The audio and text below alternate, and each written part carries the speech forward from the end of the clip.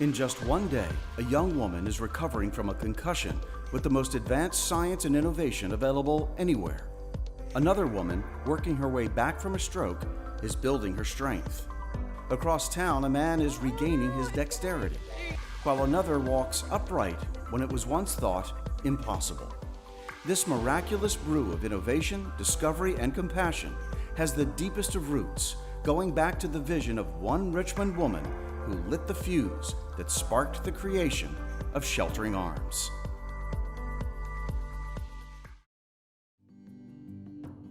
There was a wonderful woman named Rebecca Peterkin. She was the daughter of the rector of St. James's Episcopal Church in the heart of Richmond.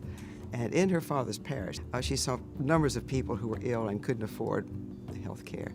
So she persuaded her church sewing circle to become the first chapter of King's Daughters and Sons. And their project was to start this new hospital. Rebecca's personal mission, combined with an astonishing ability to lead others into action, quickly became a reality. The Sewing Circle of Women went about gathering donations, finding everything from blankets to discarded kitchen utensils. They then mopped the floors and scrubbed the walls of the newly obtained building. On February 13, 1889, Sheltering Arms was born. No one can possibly know how many thousands of lives Rebecca Peterkin's seedling of an idea saved and enhanced across 3 different centuries. Tragically, she saw little of that effort come to fruition. Only 2 years after Sheltering Arms opened, Rebecca Peterkin died. She was 42 years old. Her vision, however, was alive in the hearts and minds of the people who joined her in this endeavor. Through depression and prosperity, Sheltering Arms grew, moving into the Grant House, a former private home transformed into a hospital. This is where Sheltering Arms began to build its reputation as a place where patients in financial distress could get high-quality, compassionate health care.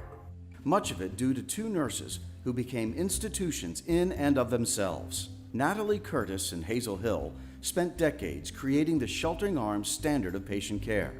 This approach solidified the foundation for Sheltering Arms' enduring reputation. Nurses, volunteer doctors, and staff supported the patients. Richmond's community supported the hospital. And patients, many of whom had little money and even fewer possessions, did everything they could to repay Sheltering Arms for their service, including adding a few culinary delights to the hospital's pantry.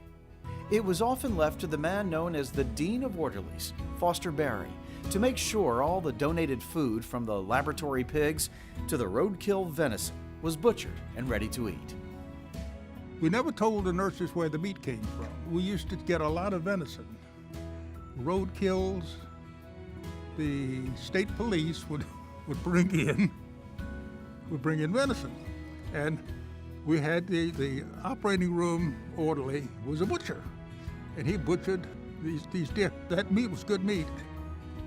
For 79 years, the Grant House on Clay Street provided an oasis of healing for people far and wide who simply could not afford the care they needed. The opportunity to move out of the Clay Street building and transition into a more modern hospital came with the 1957 opening of Richmond Memorial Hospital in the city's north side. If Sheltering Arms was going to move, there was room for it to move and build a new hospital and have it not only adjacent to, but physically connected to Richmond Memorial Hospital. Compared to the old house on Clay Street, the hospital was a modern medical marvel. And yet Sheltering Arms' most significant traditions were infused in the brick and mortar of this new hospital. I do believe that making that initial decision to keep as much of the old as was good and applicable and bring that to the new, I think was really important in keeping the soul of Sheltering Arms intact.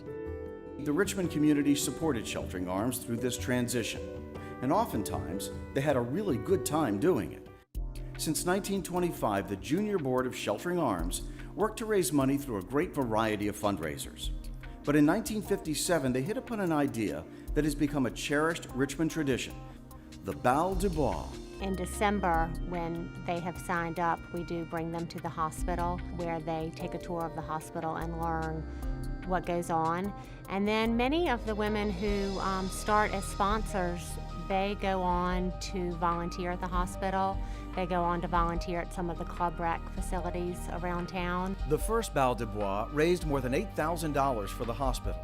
Since that first night of dancing, the Junior Board has raised more than $2 million for Sheltering Arms. Just 4 years after Sheltering Arms moved into their new location next door to Richmond Memorial Hospital, the need for a free acute care hospital came into question. From 1973 to 1979, they were studying as to what the future role of Sheltering Arms would be. We had a number of members of our board who went around to visit other hospitals offering different kinds of services and decided on rehabilitation as a coming need. On January 4th, 1981, after 7 years of painstaking effort, Sheltering Arms began service as Richmond's premier physical therapy rehabilitation hospital. There was never any indication or inclination that they would not change the TLC that they would give to every patient that came through their doors. What I want you to do is, as you see your legs bending and straightening, I want you to try to do that with your legs, with the robot, okay? It's no stretch to say that Rebecca Peterkin and her sewing circle of friends would be astonished at what has blossomed from the small seed they planted so many years ago. Rebecca Peterkin's vision is extending well into the 21st century. In June 2020, we are opening the doors of a new state-of-the-science hospital. Sheltering Arms Institute, a collaboration with VCU Health, will combine research, training, and innovative transdisciplinary rehabilitative care, all in the unwavering commitment to help each and every patient find the power to overcome.